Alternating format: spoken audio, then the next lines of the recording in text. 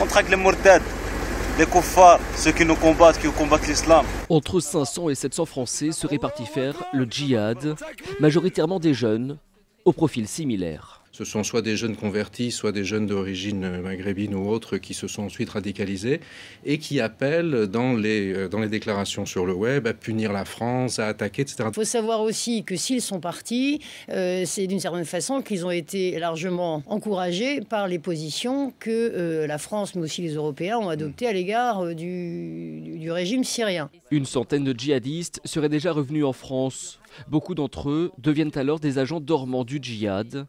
Autrement dit, leur combat continue. C'est-à-dire qu'ils attendent qu'on les active pour faire quelque chose, soit ils se mettent tout de suite au travail pour faire un attentat, c'est-à-dire continuer la lutte qu'ils ont menée en Syrie ou ailleurs, continuer de la mener chez nous. Plus ils restent, plus ils vont être formés, plus ils vont être aguerris psychologiquement, avoir une expérience opérationnelle.